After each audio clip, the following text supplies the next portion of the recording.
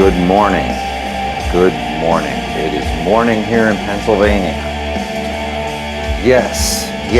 Today I want to talk about Disaster, band Disaster from Germany. I am a poser for Disaster because I only heard of them a few years ago, maybe 2 years ago, which is ridiculous. Because I have all this crap, and that's all Scandinavian and whatever. For some reason back then I focused a lot on that in the black metal world. Short story, a couple of years ago, my buddy Keeler came over with a 7-inch and various other things, but the one 7-inch he had was an Ungod split with Disaster, split 7-inch. And I confessed I did not know anything about Disaster, and then he looked at me like, whatever, I had crows coming out of my ears. And and then proceeded to make fun of me for a while. So I delved hard into Disaster, and it's currently, at the time, I was listening to a lot of black thrash or whatever. Still am. So anyway, I want to do a video about it because I went pretty hard into Disaster after I realized what I had missed. They have a lot of splits, 7 inches, stuff in between live, but I'm just going to show the 6 records that I've got. I'll do a brief history for anybody that does not know about Disaster. Like I said, they're from Germany. They formed in '88. I don't know how active that was, but their first demo is '93, another demo in '94 or '95. The first full-length comes out in 1996, A Touch of Medieval Darkness. I do not have that one, but I did listen to it digitally a few times, and it's more along the lines of mid-tempo black metal, a lot of what I've heard from that. It's still really good, very good record. However, I'll start with this one, Tyrants of the Netherworld, which is 2000. Yeah. They have their first singer on this. Their original singer is a Culto. I want to say that Odin is the bass player, and this man, you got to give it to him. He has never had a shirt on. Up till now, the videos that are on YouTube for the latest album, dude has no shirt, never has a shirt on. He's as OG as ever. This is a great black thrash record. Infernal is the guitar player. I believe he writes most of this stuff. He's one of it's impressive. I'm a guitar player, and it's impressive that he's been able to write this much stuff over the years, over the past 30 years or longer.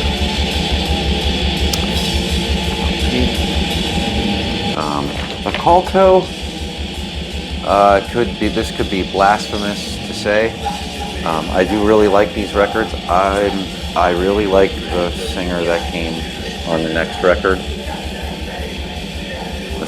This is an awesome Gate by Iron Pegasus. Iron Pegasus. Great. I mean, they're great. These killer packaging Gates. But anyway, like I said, the lyrics are in here. Great gatefold. Just slide this back in. The singer, Occulto, he's a cool singer. Nothing bad. To me, Sataniac, or however you say his name, singer that comes on the 2002 record. This record is really strong. Great second album. I definitely recommend it.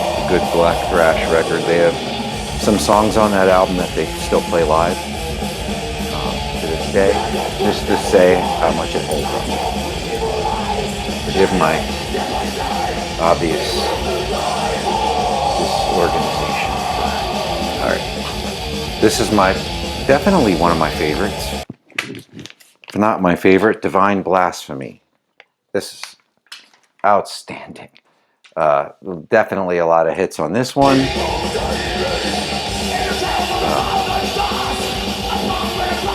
this one's not like in their catalog digitally on YouTube. Neither is the first two. Great. I don't open my gates all the way, guys. Sorry. Also really poor at this. But anyway, great gate.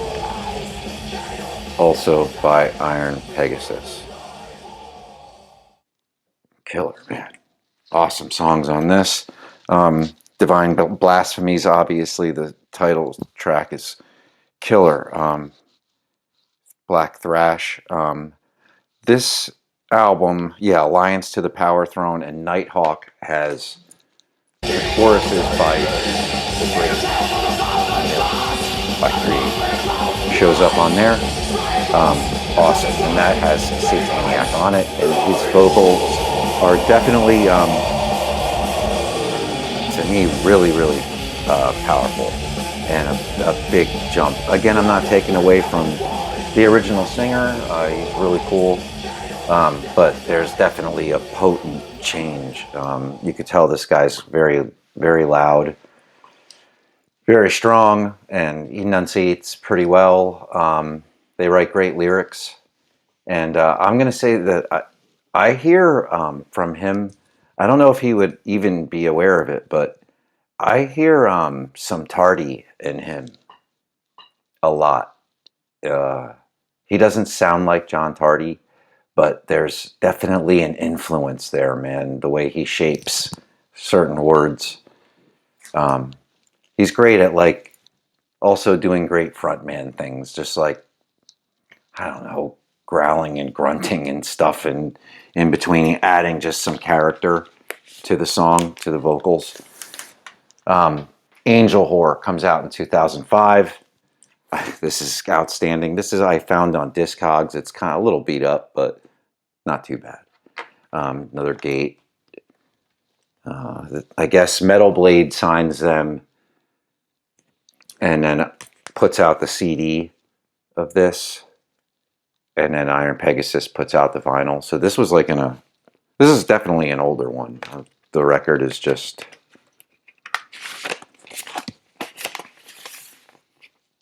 it's got the, yeah. Every song on this again. Now, what's cool about this, yeah. The Blessed Pestilence. The song Havoc. There's like stuff on this album that is just kind of very straightforward, heavy mid-tempo thrash. And I use the word thrash like this is much darker. I don't mean pizza thrash. When I say the word thrash, to me it even discredits Disaster. It's not really thrashy as much as it's evil black thrash, if that makes sense. But there's crunchier, just like headbanging riffs on that I don't want to say are stock, but they were maybe a little bit more accessible than Infernal would normally write. But in this case, it's cool. It comes out really heavy, and I really dig that album a lot. I think they start to really, this band gets better as they go. Like, and I'm saying this because I got a pretty clean palate. The way I didn't grow up with them, none of that. This is coming in as, these albums get catchier and they get better. They get better ideas. I don't know. It's really good. He's great at mixing in some black metal that rocks, like rock and roll though. If that makes sense, those type of tempos, 140 beats per minute. He'll use some dissonant chords for some melody in it. Again, Odin, the bass player, very potent figure in the band. His bass is front, center with the guitar. He's very strong. Drums are great. The drummer's great. They've had a couple lineup changes. As I understand, the drummer they had for a very long time has been spending a lot more time with Sodom, and it was taken away from Disaster. So either he left or they, blessed him to obviously go ahead and be in Sodom. And the guy they have now, I forget where he's from. I should have been more prepared, and I shouldn't even have brought up the lineup changed, but he currently is on the latest album, and he's great. He fits right in. But anyway, Satan Soldier Syndicate. Man, this is where they really, I would say, start off on this. And this I heard coming from the band in an interview. Retrospectively, Sataniac said, the singer, sorry about all this glare, terrible. But anyway, he said this is probably he thinks might be their strongest record. And I might agree. It's really, really killer. This title track is like just undeniable, man. It's triumphant, but not corny. I mean, to me, it's hard to do that. A lot of triumphant shit can get corny. But, oh, that was stupid. The LP. So then this came in a printed sleeve, which is really cool. Instead of putting a sleeve in with the liner notes. Sometimes I don't like this, but they used a good hard stock. A lot of times, you vinyl guys will know that when sometimes you get printed sleeves, they won't be the best quality, and then the record goes punching through it, even if you're extremely delicate with it, just through wear. But that's a very hard stock.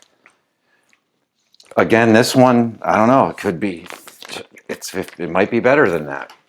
Satan Soldiers Syndicate. I couldn't argue if somebody said either one of these is their favorite. The Art of Destruction. They didn't have this. I couldn't find this one last year, and then I don't know. It popped up in Hell's Headbangers or something. But yeah, I got this like this year sometime. And again, great gate. I don't know who did this. Oh, this is High Roller. God, yeah, High Roller. I bought a bunch of their stuff recently too. But great, amazing gate. I don't open them all the way, guys, like I said, but I'm corny like that. The LP is...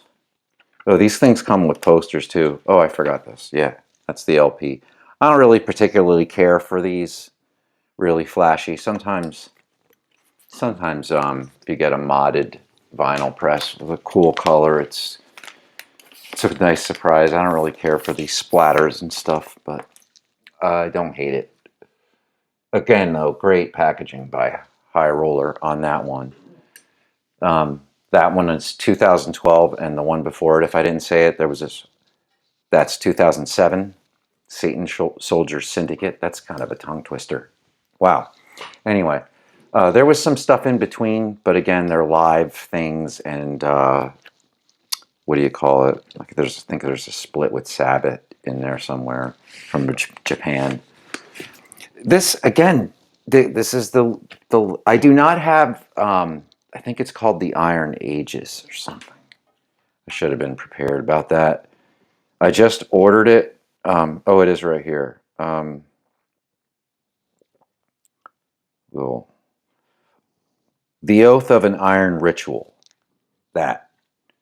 I do not have that one physically. However, I've been listening to it a lot, and it's just as good as the one before it and the one after it.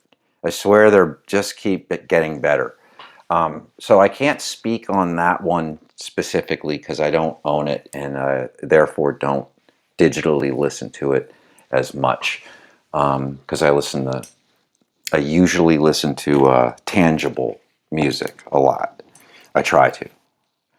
Anyway, that leaves to Churches Without Saints. Their latest record, you'd think the guy would be out of shit by 2021. Guess what? Infernal's not out of shit at all.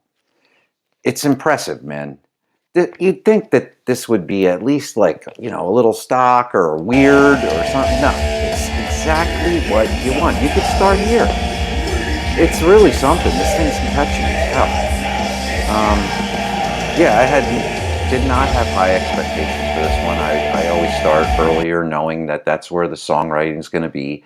You're younger, you're more spontaneous, you're less hindered by whatever, trying to keep a certain sound or whatever it is.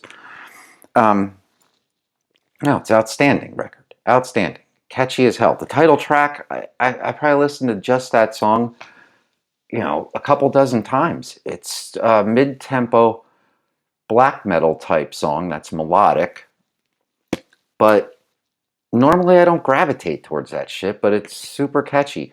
And it's one of these records I put on when I'm doing stuff around the house, and every time I tune into it, it's at a really catchy spot. Um, yeah, Learn to Love the Void is the single, first track. Outstanding track, catchy as hell. Exile is Imminent. The song Churches Without Saints is awesome. Helputa is awesome. Yeah, every track on here. Even the outro is really catchy.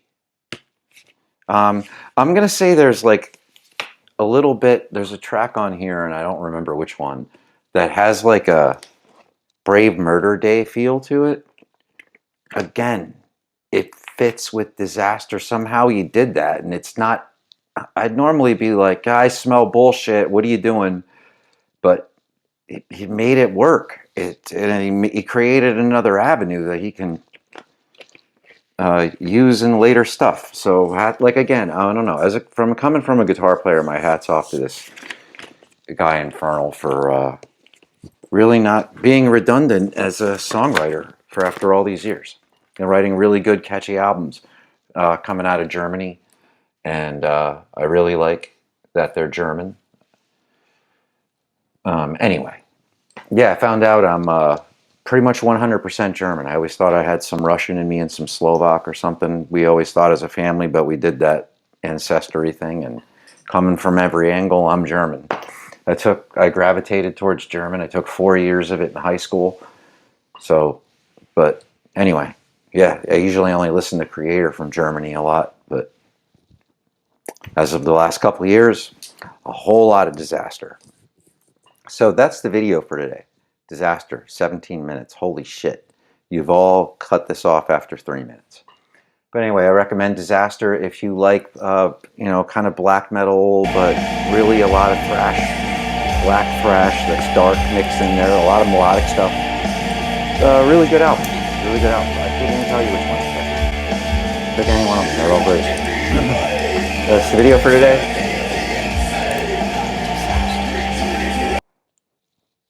Always. Shallow 666. Yeah.